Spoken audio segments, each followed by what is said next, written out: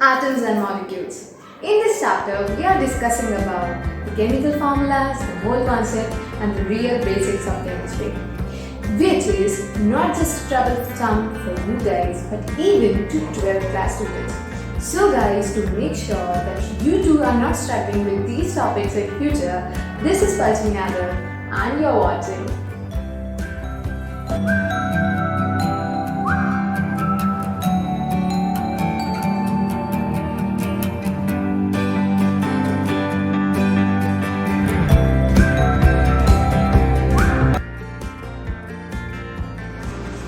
So everyone, in this chapter we are basically understanding कि atoms और molecules होते क्या हैं.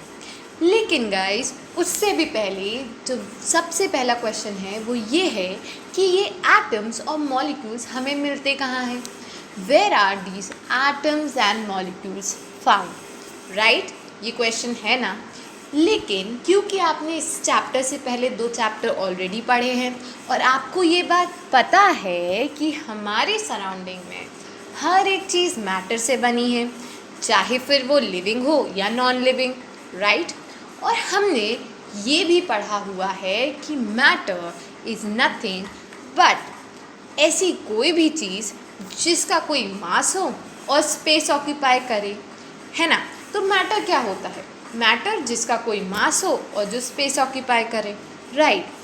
तो एंशिएंट टाइम में साइंटिस्ट ने बोला था कि अगर आप एक मैटर लो, यानी कि जैसे कि आपकी स्क्रीन पे है एक मैटर जो एक स्पेस ऑक्यूपाई कर रहा है जिसका कुछ मास है, और आप उसे छोटे छोटे पार्टिकल्स में डिवाइड करते जाओ, तो एक ऐसी स्टेज आएगी जहाँ पे आप उस मैटर को और डिवाइड नहीं कर पाओगे, उसे और कट नहीं कर पाओगे, ना ही आप उस छोटे से पीस को अपनी नेकेड आई से देख पाओगे.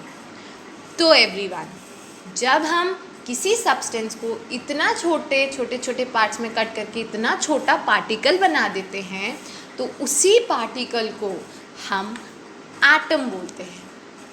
उसी छोटे से पार्टिकल को जो और डिवाइड नहीं हो सकता उसे हम एटम बोलते हैं. तो हमने ये बात समझ ली कि एटम जो है वो मैटर का सबसे छोटा पार्ट है. जैसे कि हम ह्यूमंस हैं, जब हम इतने बड़े नहीं हुए थे, जब हम अपनी मदर्स के अंदर थे, तब क्या था? एक छोटा सा सेल था. हम एक छोटे से सेल थे और वो सेल बढ़ता गया, बहुत सारे सेल बने और मल्टीपल सेल्स से मिलके हमारी स्किन्स, बोन्स, ऑर्गन्स मिल के बने, फिर हम एक कंप्लीट ह्यूमन बने. यानी कि एक ह्यूमन बीइंग में सबसे छोटी चीज़ जो प्रेजेंट होती है वो सेल है, ठीक है. वैसे ही एक मैटर में जो सबसे छोटी चीज़ प्रेजेंट होती है वो एक एटम होता है, ठीक है. दूसरी बात जो आपको ध्यान रखनी है वो है कि आप एटम को और डिवाइड नहीं कर पाओगे, ठीक है. ये और डिवाइड नहीं हो सकता. तीसरी चीज़, आप एटम को अपने नेकेड आई से नहीं देख सकते, ओके. सो अगर एग्ज़ाम में आता है व्हाट इज़ एटम, तो ये 3 पॉइंट्स लिखने पे ही मार्क्स मिलते हैं. रेस्ट आप कुछ भी कहानी लिखोगे, बड़ा सा पैरा लिखोगे, मार्क्स नहीं मिलेंगे, ओके. तो एटम एक सिंगल यूनिट है, एक छोटा सा ऐसा दिखता है हाइड्रोजन का एटम, ठीक है. हम सिर्फ एक सिंगल एटम को एटम बोलते हैं, ठीक है. लेकिन वहीं मैं अगर बोलूँ, ऐसे ही मैंने हाइड्रोजन के बहुत सारे एटम्स ले लिए, या फिर मैंने सिर्फ 2 ही हाइड्रोजन के ऐसे एटम्स लिए, उन्हें कंबाइन किया और H2 फॉर्म किया. तो जब 2 या 2 से ज़्यादा एटम्स मिलते हैं एवरीवन, तो उसे हम मॉलिक्यूल कहते हैं. In simple words, molecule is when 2 और मोर देन 2 एटम्स कंबाइन. 2 से ज़्यादा एटम मिल के जब एक नई चीज़ बनाते हैं उसे हम मॉलिक्यूल कहते हैं. हमने हमारे सेकंड चैप्टर में मॉलिक्यूल्स के टाइप पढ़े, जैसे एलिमेंट्स पढ़े, कंपाउंड्स पढ़े, मिक्सचर्स पढ़े. उनमें से मैं आपको 2 याद दिला देती हूँ। सबसे पहला था एलिमेंट, वो चीज़ें जिनमें एक ही तरह के एटम्स होते हैं, ठीक है, जैसे hydrogen, oxygen, H2, O2, sulphur, nitrogen, हमारी पूरी पीरियोडिक टेबल। एक सिंपल सा आपका डाउट क्लियर कर देती हूँ, जो है कि मैम हाइड्रोजन यानी कि H और H2 यानी कि 2 हाइड्रोजन है ना, तो ये हाइड्रोजन भी एलिमेंट है और H2 भी एलिमेंट है। How is this possible? So the very simple answer to this question is hydrogen जो आपका एलिमेंट H है उसके अंदर बहुत सारे एटम्स हैं, लेकिन वो सारे एटम्स एक ही तरह के हैं।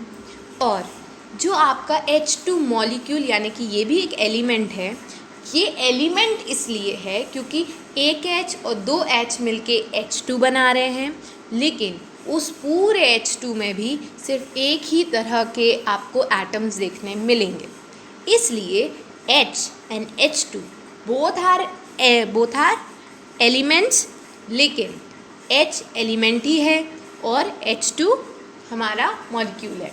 H भी है मॉलिक्यूल क्योंकि बहुत सारे एटम्स मिलके बना रहे हैं ना। So everyone, these are elements for you. Now इससे ही थोड़ा सा पलट कर देंगे तो हमारे कंपाउंड्स हैं। कंपाउंड्स का वो मतलब होता है जो डिफरेंट तरह के एटम्स से मिलके बने, जैसे KOH, हमारे पास पोटेशियम के एटम्स, ऑक्सीजन के, हाइड्रोजन के, अलग अलग तरह के atoms, H2O, KCl, HCl etcetera. तो जो अलग अलग तरह के एटम से मिलके बने वो कंपाउंड्स, जो एक ही तरह के एटम से मिलके बने वो एलिमेंट, ठीक है। अब हम कैसे मान लें कि ये जो एटम्स हैं, एलिमेंट्स हैं, ये सारी चीज़ की हमने जो स्टडी की है, इनके बारे में जो हम पढ़ रहे हैं वो सब सही है? तो गाइस, और इनके बारे में जानने के लिए हमारे एक साइंटिस्ट थे जिनका नाम था लेवोसियर, ठीक है। इन्होंने एक्सपेरिमेंट्स किए, स्टडीज़ की और एटम्स और मॉलिक्यूल्स के बारे में और जाना, और जानने के बाद हमें 2 लॉज दिए। इन 2 लॉज को हम बोलते हैं the laws of chemical composition. 2 laws हैं, सबसे पहला है law of conservation of mass और दूसरा लॉ है लॉ ऑफ कांस्टेंट प्रपोर्शन।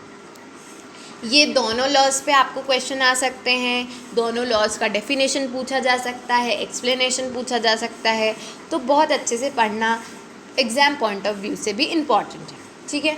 आप एक एक करके इन दोनों लॉज को समझते हैं, ठीक है। सबसे पहले समझते हैं लॉ ऑफ कंजर्वेशन ऑफ मास। इसके लिए सबसे पहले आपको समझना होगा कि यार एक केमिकल इक्वेशन या केमिकल रिएक्शन क्या होता है। केमिकल रिएक्शन, इसके लिए सेकंड चैप्टर जब हमने पढ़ा था तो मैंने आपको केमिकल चेंजेस पढ़ाए थे, जिसमें मैंने आपको बताया था जब एक सब्सटेंस किसी दूसरे सब्सटेंस के साथ रिएक्ट करके कुछ नया बनाता है तो उस पूरी प्रोसेस को हम केमिकल रिएक्शन बोलते हैं। जैसे कि आपकी स्क्रीन पर एक A सब्सटेंस है, एक B सब्सटेंस है, इन दोनों ने रिएक्ट करके नए सब्सटेंस फॉर्म किए हैं जो कि C और D है ना। तो ये हो गई हमारी केमिकल रिएक्शन। लेकिन अगर आप ध्यान दो तो यहाँ पे हम बात कर रहे हैं मास की, है ना, कंजर्वेशन ऑफ मास। तो यानी कि कुछ तो मास का रोल है। तो हमने क्या किया कि हमने A, B, C, D के मासेस लिख दिए उनके नीचे। अब हमने एक बहुत नॉर्मल सी, एक स्पेशल सी चीज़ ऑब्ज़र्व की। हमने ये ऑब्ज़र्व किया कि जब हमने केमिकल इक्वेशन लिखी और उन सब के मासेस जो थे उस रिएक्शन में वो लिखे, तो हमने ये ऑब्ज़र्व किया कि A + B का मास 2 + 7 = 9 है, और दूसरी तरफ जो हमारे C and D बने हैं उनका मास का सम 3 + 6 वो भी 9 है। यानी कि सिंपल वर्ड्स में बोलें तो ये लॉ हमें ये कहता है कि एक केमिकल रिएक्शन में ना तो आप मास को क्रिएट कर सकते हो ना ही डिस्ट्रॉय। सिंपल वर्ड्स में समझो, A प्लस बी का जो मास होगा उसी जो मास होगा वो ही C प्लस डी का भी मास होगा। रिएक्टेंट्स के साइड का मास का sum is equals to product के साइड के मास का सम। दोनों तरफ मास एक ही जैसा होगा। यहाँ 9 kg है, वहाँ पे भी 9 kg होगा। यहाँ 10 है तो वहाँ पे भी 10 होगा। कभी भी ऐसा नहीं हो सकता कि A प्लस बी का सम आ रहा है मास का 9 और C प्लस डी का या तो 9 से ज़्यादा या तो 9 से कम। ऐसा कभी नहीं हो सकता। इस लॉ ने हमें ये चीज़ बताई, लेकिन इसका प्रूफ क्या है? आपने ये कैसे कह दिया कि ऐसा नहीं हो सकता? गाइस, अभी 5 मिनट बाद आपको ये क्लियर होगा, लेकिन उसके पहले हम समझते हैं the second law. Second law का नाम है लॉ ऑफ कांस्टेंट प्रपोर्शन। ठीक है, कांस्टेंट प्रपोर्शन इस शब्द से हम ये समझते हैं, कांस्टेंट का मतलब है जो कि बदलता नहीं है, और प्रपोर्शन का अगर हम मैथ्स में मतलब देखें तो मतलब होता है रेशियो। यानी कि हम यहाँ बात करने वाले हैं किसी ना बदलने वाले रेशियो की। ठीक है, ओके। अब समझो, आपको पता है, आपने सेकेंड चैप्टर पढ़ा था तो आपको पता है कंपाउंड्स क्या होते हैं। कंपाउंड्स वो हैं जो डिफरेंट तरह के एलिमेंट्स या एटम से बने। लेकिन कंपाउंड्स तो ठीक है, वैसे ही मिक्सचर्स भी हो सकते हैं डिफरेंट तरह के एलिमेंट से बने। लेकिन हमने पढ़ा था कि कंपाउंड्स और मिक्सचर्स में सबसे बड़ा डिफरेंस ये होता है कि कंपाउंड्स में जो भी एलिमेंट्स होते हैं उनका एक फिक्स्ड रेशियो होता है, यानी कि एक फिक्स्ड अमाउंट में वो प्रेजेंट होते हैं, जबकि मिक्सचर्स में फिक्स्ड अमाउंट जैसा कुछ नहीं होता। सैंड कितने भी अमाउंट में हो, वाटर कितने भी अमाउंट में हो, वो मिक्सचर होगा। लेकिन कंपाउंड तभी बनते हैं जब चीज़ें एक फिक्स्ड अमाउंट में प्रेजेंट होती हैं। चलिए समझते हैं। जैसे वाटर में हमारे पास 2 हाइड्रोजन होते हैं, 1 ऑक्सीजन होता है। 1 ऑक्सीजन का मास होता है 1 AMU। I repeat, the mass is given by 1 AMU। अब आप बोलोगे ये AMU क्या होता है? AMU का फुल फॉर्म होता है एटॉमिक मॉलिक्यूलर यूनिट, और इसको हम एक सिंपल एग्जांपल से समझ सकते हैं कि आपका वज़न है 40 kg। ठीक है, तो हमने क्या बोला? 40 ये नंबर है और kg ये यूनिट है। वैसे ही ऑक्सीजन का मास है 16 AMU। 16 नंबर है और AMU एक यूनिट है। तो हम ये जो एलिमेंट्स होते हैं उनका मास AMU में ही लिखते हैं, जैसे हम ह्यूमंस का मास kg में लिखते हैं। मुझे लगता है आपको बहुत अच्छे से समझ आ गया होगा। ठीक है, अब देखो, अब हम समझेंगे कि 2 हाइड्रोजन थे तो दोनों का मास निकाल के 2 AMU हो गया, 1 ऑक्सीजन का 16 AMU हो गया। अब क्योंकि प्रपोर्शन यानी रेशियो की बात हो रही है, तो हाइड्रोजन इस टू ऑक्सीजन का आप रेशियो निकालो, जो कि 2:16, 1:8 आता है। अब आप चाहे ऑस्ट्रेलिया, चाहे अमेरिका, चाहे इंडिया, चाहे न्यूजीलैंड, चाहे श्रीलंका, केरला, इस दुनिया के किसी भी कोने में चले जाओ और वहाँ से वाटर लेके आओ, तो उस वाटर में हाइड्रोजन और ऑक्सीजन का रेशियो हमेशा 1:8 ही होगा। ये रेशियो फिक्स्ड होता है, ये कभी बदलता नहीं है, और ये हमारे कंपाउंड को डिफाइन करता है। 1:8 रेशियो मतलब वो वाटर है, चाहे फिर आप कहीं का भी पानी ले आओ, वो हमेशा 1:8 रेशियो में ही होगा। ठीक है, so compounds have a fixed proportion, fixed ratio, तभी वो कंपाउंड्स है। अगर हाइड्रोजन वाटर बन रहा है, वो H2O है, उसका रेशियो 1:8 है, तभी वो वाटर है। अगर 16:19 होता तो ये वाटर नहीं, कोई और चीज़ होती। ठीक है, फिक्स्ड रेशियो ही डिफाइन करता है कि वो कौन सा कंपाउंड है। ओके, तो ये हो गई हमारी कंपाउंड्स की बात, ये हो गया हमारे 2 लॉस। लेकिन जैसे मैंने अभी बोला था कि आपको कैसे पता कि ये चीज़ें जो इनने बोल दी वो सही हैं कि गलत हैं? आपको कैसे पता कि दीज थिंग्स आर फैक्ट्स और शुड बी एक्सेप्टेड? तो इसी चीज़ का पता लगाने कि भाई ये सही है कि गलत है, we had our scientist Dalton. Dalton एक साइंटिस्ट थे जिन्होंने बहुत सारी मैटर, मॉलिक्यूल्स, एलिमेंट्स, कंपाउंड्स पे स्टडी की और फिर हमें कुछ पोस्टुलेट्स यानी कि फैक्ट्स अपनी स्टडी पे निर्धारित, एक्सपेरिमेंट्स पे निर्धारित फैक्ट्स बताए यानी कि सच्चाई बताई और कहा कि ये दोनों लॉ सही हैं। अब हम ये देखते हैं कि उन्होंने ऐसा क्या कहा जिससे हमें पता चला कि ये दोनों लॉज सही हैं। चलो, the very first thing he told was कि हमारे आसपास जितने भी मैटर हैं, एलिमेंट्स, कंपाउंड्स, मिक्सचर, जितनी भी चीज़ें हैं, सब के स्मॉलेस्ट पार्टिकल को हम एटम ही बोलेंगे, यानी कि हर एक चीज़, हर एक मैटर एटम से बना है। उनकी स्टडी ने ये हमें बताया। अब उनने कुछ दिए थे पोस्टुलेट्स। पोस्टुलेट वर्ड्स का मतलब होता है सच, फैक्ट्स, और ये चीज़ें 100% प्रूव्ड हैं, ट्रुथ हैं, ठीक है। तो सबसे पहला सच्चाई या फैक्ट या ट्रुथ उनने बताया वो था कि हर एक मैटर एटम से बना है। ये एक सच्ची बात है, पहले लोगों ने बोल दी थी, उनने पढ़ाई की, एक्सपेरिमेंट्स किए, स्टडी की और प्रूव करके बताया कि नहीं, ये बात सच है। दूसरा उन्होंने बोला कि ये जो एटम्स होते हैं उनको ना तो आप क्रिएट कर सकते हो, ना ही आप डिस्ट्रॉय कर सकते हो किसी केमिकल रिएक्शन में। जैसे कि A+B=C+D, ये एक केमिकल रिएक्शन है। तो इस केमिकल रिएक्शन में A+B के पास जितने एटम्स हैं उतने ही एटम C+D के पास होंगे। एक बात बताओ, ऐसा ही कुछ हमने अभी 2 मिनट पहले पढ़ा था, लेकिन वहाँ मास की बात हो रही थी।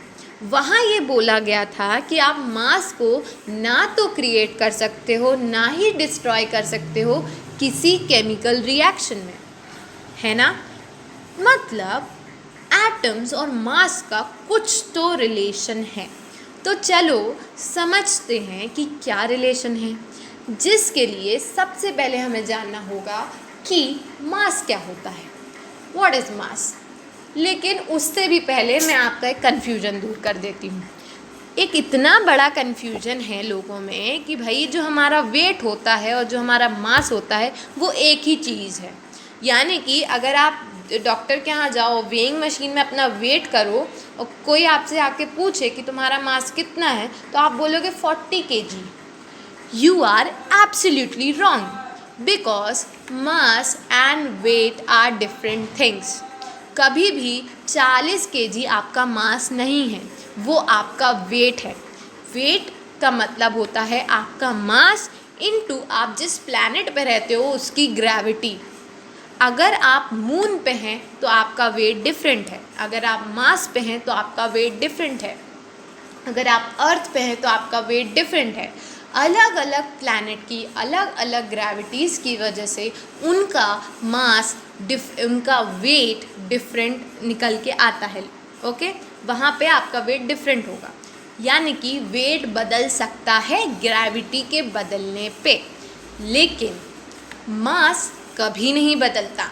Mass is a fixed quantity. क्यों? देखो, मास का सीधा सीधा मतलब होता है कि mass is the sum of all the atoms present in the substance. Simple भाषा में मास का मतलब है आपके शरीर में जितने भी एटम्स हैं या किसी चीज़ में जितने भी एटम्स हैं उस सब का सम, ठीक है। अगर किसी सब्सटेंस में 1000 एटम्स हैं तो उस 1000 को हम उस सब्सटेंस का मास बोलते हैं। समझ में आया? ओके, नाउ हमने अभी अभी पढ़ा कि हम एटम्स को ना ही क्रिएट कर सकते हैं ना ही डिस्ट्रॉय कर सकते हैं, और इससे पहले हमने पढ़ा था कि ना ही मास को ना हम क्रिएट कर सकते हैं ना डिस्ट्रॉय कर सकते हैं। इनका रिलेशन ये है कि देखो, एटम्स को क्रिएट और डिस्ट्रॉय आप नहीं कर सकते, ये एक फैक्ट है, ये डेल्टन ने हमें एक सच्चाई बताई है, ठीक है। अब क्योंकि आपके शरीर में या किसी सब्सटेंस में 1000 एटम्स हैं, उनको ना तो आप बढ़ा सकते हो ना तो आप घटा सकते हो। तो आप उन 1000 के सम को, मतलब 1 2 3 4 ऐसे करके 1000 आया, ये 1000 का नंबर ना तो आप 101 कर सकते हो, 1001 कर सकते हो, ना 1002 1003 ऐसा कुछ कर सकते हो, ना ही उसको डिक्रीज कर सकते हो। तो वैसे ही क्योंकि एटम्स नहीं बदल रहे, उनका सम भी नहीं बदलेगा, यानी कि मास भी नहीं बदलेगा, क्योंकि मास तो एटम का सम ही है। एक बॉडी में 10 एटम है, तो एटम ना बढ़ते हैं ना घटते हैं, तो वो 10 जो हमारे पास नंबर है वो ना बढ़ सकता है ना वो घट सकता है, इसलिए ये 10 को ही तो हम मास बोलते हैं। तो मास भी ना तो घट सकता है ना तो बढ़ सकता है। I hope this is clear. ना वी टॉक अबाउट, तो एक चीज़ समझ लो कि ये जो हमें मास या फिर ये जो हमारा पॉस्टुलेट था जिसने बोला atoms can not be destroyed created ना केमिकल रिएक्शन, यही वो पॉस्टुलेट है जो हमारे लॉ ऑफ कंजर्वेशन ऑफ मास को डिफाइन करता है। तो ये क्वेश्चन आपके एनसीईआरटी में है और आपसे पूछा जा सकता है कि बताओ डेल्टन का कौन सा लॉ था जिसने ये डिफ़ाइन किया कि मास को हम ना क्रिएट कर सकते हैं ना डिस्ट्रॉय कर सकते हैं। ठीक है, तो कौन सा पोस्टुलेट है आपको समझ में आ गया होगा, एटम वाला। Okay, you must learn the statements and the things written in your book as it is. अपने वर्ड्स में लिखने में मार्क्स पता नहीं कैसे मिलते, लेकिन बुकिश लैंग्वेज लिखने में मार्क्स अच्छे मिलते हैं। ओके, नेक्स्ट पोस्टुलेट, नेक्स्ट वाला है, वो कहता है, थर्ड पोस्टुलेट है हमारा, ये कह रहा है कि एक तरह के एटम्स जो होते हैं किसी एलिमेंट के, उनका मास भी एक जैसा होता है और प्रॉपर्टीज़ भी एक जैसी होती हैं। जैसे हाइड्रोजन का मास एक जैसा, प्रॉपर्टी एक जैसी, ऑक्सीजन का मास एक जैसा, प्रॉपर्टीज़ एक जैसी, एक जैसे एटम्स। ठीक है, लेकिन एक दूसरा पोस्टुलेट ये कहता है कि अलग अलग एलिमेंट्स के अलग अलग एटम्स हैं, अलग अलग मासेस हैं और अलग अलग प्रॉपर्टीज़ हैं। ठीक है, तो हाइड्रोजन और ऑक्सीजन के एटम्स अलग, प्रॉपर्टीज़ अलग, मास अलग। सल्फर क्लोरीन के एटम्स अलग, मास अलग, प्रॉपर्टीज़ अलग। नाइट्रोजन ब्रोमियम के मास अलग, प्रॉपर्टीज़ अलग, और क्या अलग, उनके एटम्स भी अलग। So guys, this was the third and fourth postulate. Now we move towards the fifth postulate, which says कि इसको कि जो हमारे कंपाउंड्स होते हैं H2O, KOH, KCl, HCl, ये सारे हमें एक होल नंबर के रेशियो में मिलेंगे। क्या कहने का मतलब है ये समझो।